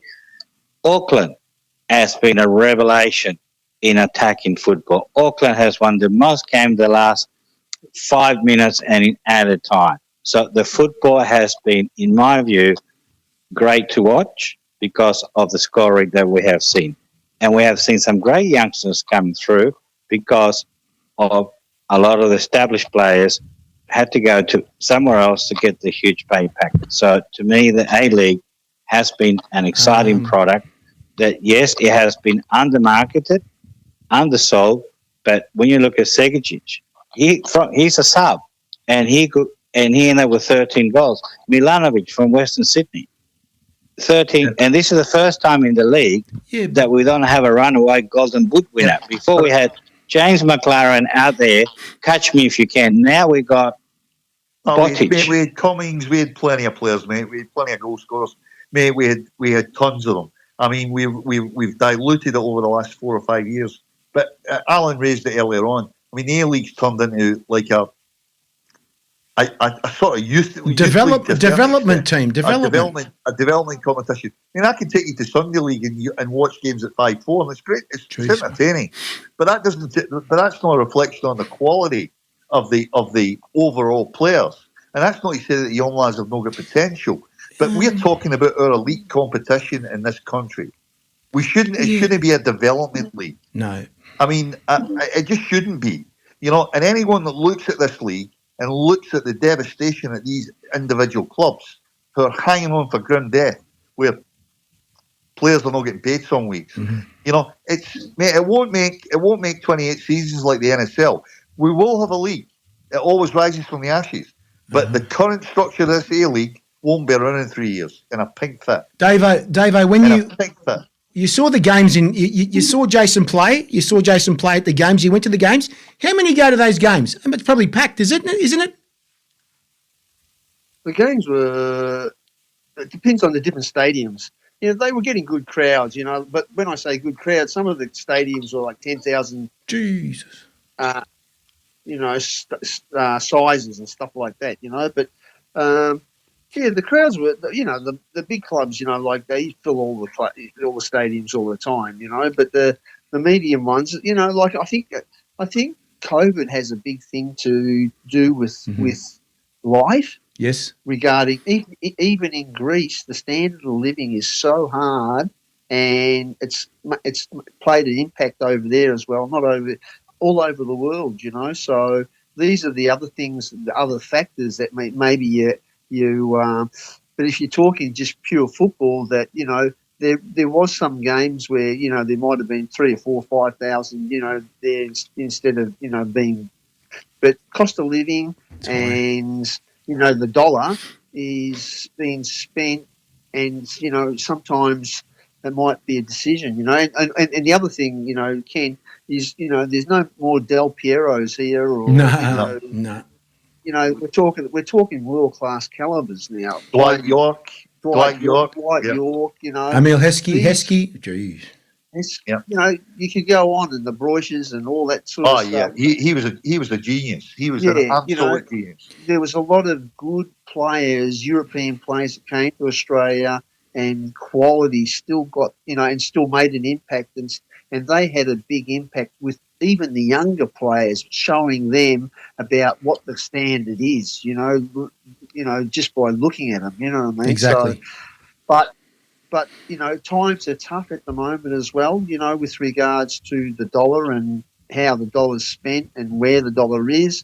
So these are all factors you have to take into consideration for the overall game. I'm not talking, I'm just saying that, it's tough times. Boys, are we going to talk about quickly about the Fantasy Cup at the end of the season? Oh yes, well of course you're talking about that. Are you talking about the Mickey Mouse Cup? You mean, is that right? The Mickey Mouse Cup. I knew you'd agree with me. 8 teams that we don't. Western Australia team, a South Australia team, a team that we don't know. We don't know who they are. And the NPL goes to the 8th of September or 7th of September. It starts. And this kicks off the 10th of October. Yes. How are they going to book accommodation, flights? Well, Kenny, who the teams are? Do they want to actually participate in it? The biggest con job in the world. Point. That's the biggest point. That's the biggest point. Where I think with all due respect, football is our own worst enemy. We have a competition that tries to bring the team from around the country, and everyone is on the negative bandwagon. It will grow, and it will grow. So there's too many. We are football. The AFL, and the NRL are laughing all the way to the television network because we are fighting. We cannot say anything positive about this new idea. It is change, and change is difficult to embrace. Mate, you cannot insult people's intelligence. You're not insulting. I agree. It was 6 teams to start with that qualified, right? Who paid $500,000. Let's call a shovel was a shovel. $500,000 they paid to be in a fantasy league that never happened. They then said they were going to invite another 6 teams, invitation only. That was going to be 12. 2 weeks later, they put a press announcement and say it's now 16 teams, but the 8 teams that we're inviting, we don't know who they are yet. But we're going to make a draw. We're going to put Western Australia, South Australia, South Melbourne and Sydney Olympic in one group. Really? Perth can't get a team up in the A-League, and you're going to actually bring another team in from the NPL in Western Australia? Really? You know and I know that ain't going to happen. South Australia, we've had the Adelaide City chairman on here talking. They never qualified. They tried to. They don't have lights. They don't have seating. No. They weren't allowed to enter. So how are they going to do this in September the 7th? Because they'll have to wait then to find out who allegedly are the premiers. Because that's what they're saying it's supposed to be. They will be inviting the premiers very clearly. So if it goes to the 7th of September, they're going to have, 34 days to book flights. If they accept the invitation, who's going to fund it? I did a quick calculation. Western Australia to Adelaide, Western Australia to Sydney twice. It's over $100,000. Accommodation, flights, etc. 20 people. Who's going to pay it? There's a lot of work going in the background that we don't know, and the model has evolved because I have to give credit when it's due. Yes, the model has changed and evolved, but I think it is financial and football realities that it has morphed into another competition. It will happen. There's a lot of work in the background that we don't know that is happening, how to fund it, how to get there. And trust me, a team like Aspira FC in Premier League New South Wales running third on goal difference in PL Premier League, they have the most minuscule budget of any other team. They are bursting to get to first or finish second because at the moment Mike Conn is running away with the competition. So they'll finish first unless they collapse. So whoever finishes second takes Mike Con's place. So I think it will happen. I think the football community needs to start thinking more positively about a model is new and change is difficult to embrace. I've got some information here. I've got information. I've got a coach from the MLS talking about the Australian League, gentlemen. I'm not going to mention his name. He's a coach from the MLS. He says here, I bet there's he'll come and coach the 55s. He should. I bet there's so much excitement in the streets, people lining up for days to get tickets for these second division matches. Laugh out loud. This is a coach from America from the MLS. Okay. No, I think that is a gremlin pretending to be someone. It's a Trumpian conspiracy theory. It's not, Carlos. It's a gremlin. No, it's not, Carlos. Fake news. I know I've spoken to this coach. Fake news. I've interviewed this coach on the show too. He's from guess where he's from? The Timbers? Portland Timbers. You know who they are, Carlos? I watch the MLS, mate, too. Don't worry. Compared to this league. Mate, there's a possibility that two of the NPL teams that are in this league might not be around either. That's right. Two of them, both of the clubs are Greek, right? Yes, we understand that one. They're under severe duress. I know they are. So the reality is that regardless of what the budget is for the players at the club that you're referring to, Carlos. A flight ticket's a flight ticket, and accommodation. Yeah, but they cost a fixed. They don't change. I get it. Can I mention something? There's a lot of work going in the background.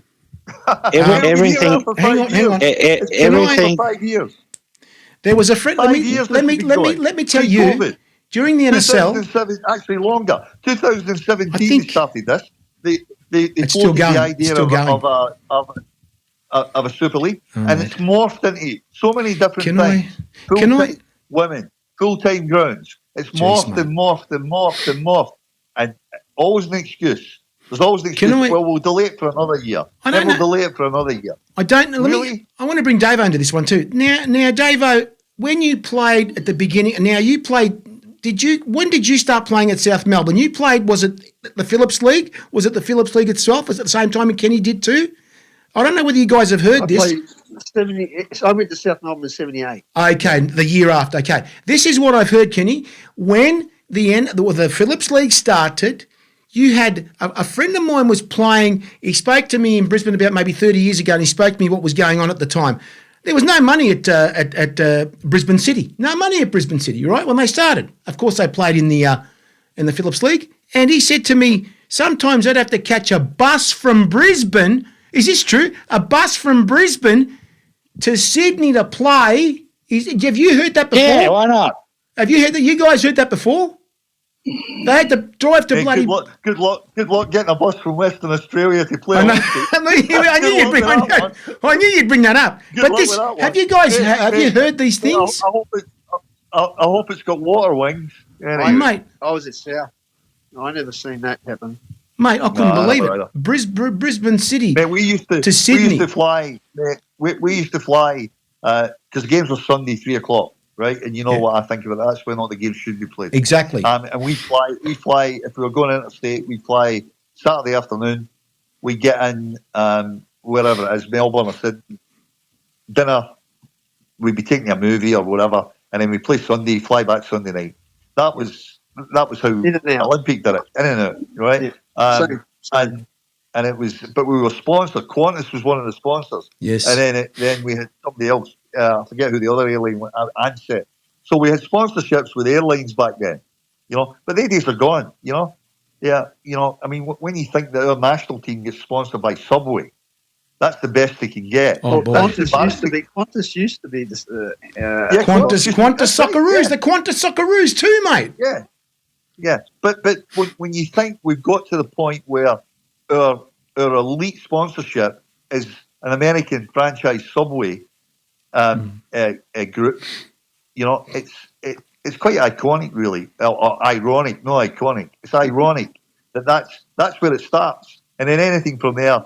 I mean, I suppose the Matildas have got a slightly better, better sponsor deal, but the reality is that there's no any loose money around anymore. Back in our day, when me and Alan were playing back then, there was a lot of people throwing money around. Actually, there was tax deductions and write-offs and but these days are gone. It's not like that anymore. Companies don't squander money anymore. They don't throw money away. Did you hear the new sponsor of the Wallabies? You haven't heard it? Cadbury Chocolate Wallabies. Cadbury chocolates. There you go. Work that one out. And you should see the purple thing on the front of them. The purple chocolate thing on the front, Dave. Sports used to have the biggest alcohol sponsors, the cigarette sponsors. They're gone. They're finished, Dave. Didn't we have the Rothmans NSL?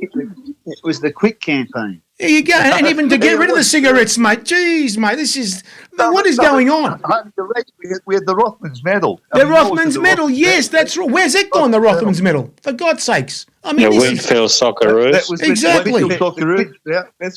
We had all that. That's where the money was in cigarettes.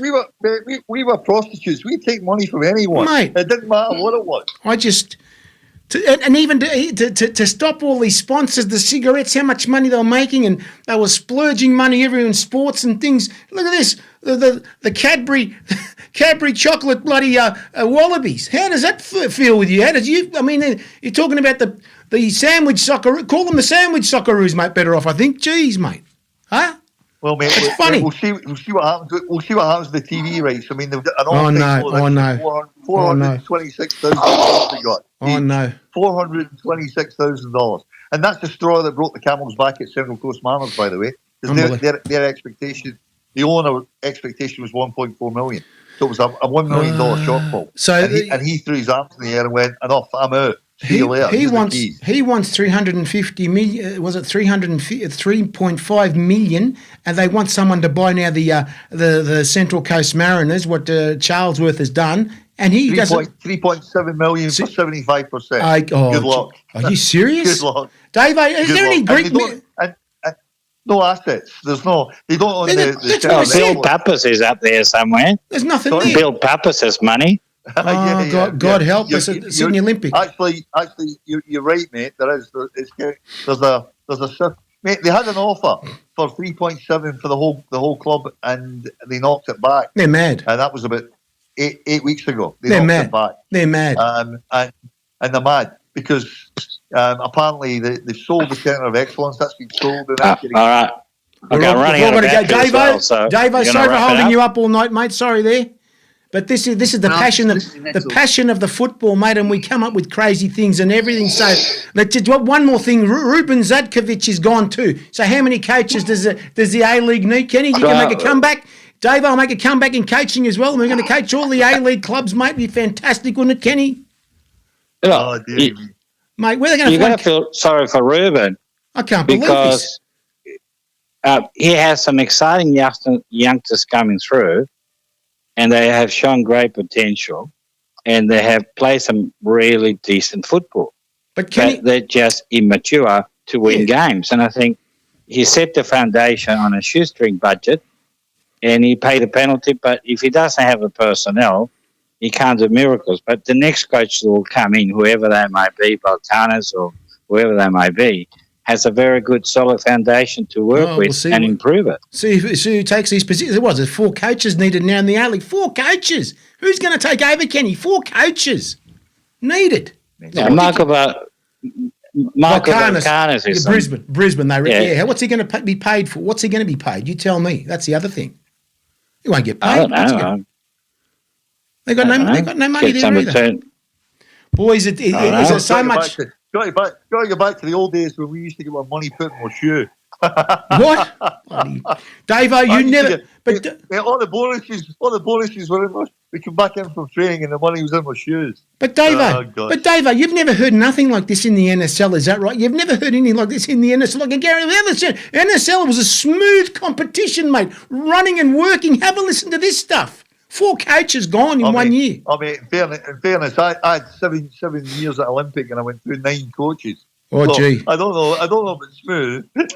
Yeah, but the club survived. That's the other thing too. They survived. That's the other thing too. Yeah. What can I say? Boys, go on, Carlos. I think what the NSL had, which the A-League doesn't have, it is you have your core dedicated supporters, which from the motherland, who are now in retirement homes. So that is a huge difference between yesteryear. You had a core of 10,000 Greek Australians who every Sunday went to the game religiously to reconnect with the motherland. Davo knows. Those people are now in retirement homes or no longer with us. I know. And that's a huge difference in the crowds. You didn't have TV and you had to go to catch up with your mates because there was no social media, there was nothing. What, Middle Park? What was Middle Park? Going to football was... Middle Park was packed, wasn't it, Davo? Ask Davo. It was Olympic. Packed, mate. Yeah, packed. yeah. And the food, the smell of the food. Oh, mate. You walked in and you just... So it's a different era, different generation, no TV coverage, which is saturation coverage now. Oh, YouTube is the disaster of the game. But may I ask the question, why then is the Premier League in England, sell it every week? Why doesn't it affect the Premier League? The best sport. I think that the Premier League has a package. It attracts the best players and the best coaches. The clubs have a long history with the local area, like where the clubs come from, and it is. Just with that, Kenny, how many clubs are owned by Englishmen? Oh. Correct. That's a good question. Off the top of my head, mate, obviously the Americans own Liverpool, the Americans own Man United, the Arabs own Man City, the Greeks own Nottingham Forest. Yeah. Bill Foley owns. What I'm trying to say is, it's not the English money; it's all the overseas money taking the best league in the world. That's right. Yes. Yeah. Oh, there's no doubt about it. But the point I was probably trying to make is, it's when you've got, and I don't agree that we don't have heritage. I think, South Melbourne, Marconi, Olympic, and I don't disagree with you saying that generation's, sort of dying out. But the point I'm making is, plenty of social media, understand that, but there's still nothing to beat going to a live game. Nothing. Yeah. No, exactly. Nothing. Exactly. That's right. The experience, you go there. I mean, obviously I'm an ex-Rangers player, but if you go to a Rangers and Celtic game, you'll think you've died and gone to heaven. The atmosphere is it's the greatest thing in the world. And I've been to Barcelona, Real Madrid. I've seen Man United, Man City. I've seen Everton, Liverpool. There's nothing like a Rangers Celtic game. It's like incredible, absolutely incredible. Ask Ange about it. Guys, we have a score. We have a score here for you. What is it, Demi? What is it score, mate? We've got the show right now. Tell us the score, please. What's that? What's the score, please? Full time, South 1-2-1 extra time. South 1-2-1 in extra time, boys. South 1. You go, Davo. Thank you, Demi. Thank you. All right, let's go. They won. I'm running out of battery. They won in extra time 2-1. Jeez, I tell you what, if they'd had lost tonight, that'd have been the last straw for sure. Mate, you've got us going on. This is a night shift run tonight. I know, boys. We're doing the. How long were we? We've been an hour and a half, boys. Davo, go. I hope you've enjoyed yourself, and of course, thank you for joining us, boys. Harry normally does a Bruce Springsteen show, right? Oh yeah, It's only 3 hours. mate. Beam. No, it's great. It's great to catch up with you guys. Thanks, Davo. Fantastic. Thanks everybody for joining us tonight, Davo. Gary Ward. With the A-League, let's be positive. We're trying to. Thanks, guys, for joining us on Football List tonight, guys. Thank you, everybody, tonight for joining us. It was a massive show tonight. Of course, we've had some of the biggest names in the game tonight. Gary Ward. We've had Kenny Wilson, Carlos Bielli, and, of course, Alan Davidson, guys. What a show it was tonight. Tell all your friends. I'm here on stereo right now. You see me on left and right. There you go. Thank you for joining us on Football List tonight, guys. Thank you, everybody. Thank you. Hey! Another big show next Tuesday, 8 o'clock this time. Feel it. Check it out. Oh, yes, boys and girls. Feel the rhythm right now. There you go. South Melbourne 1-2-1 in extra time. There you go. Check it out. Hey! The cup of life. This is the one. Now is the time. Don't never stop. We shouldn't know.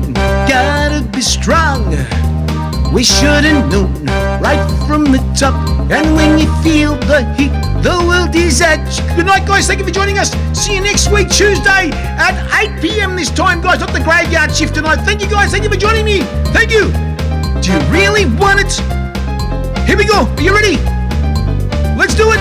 Let's party. Here we go. Here we go. Thanks, guys. See you next week. Thank you.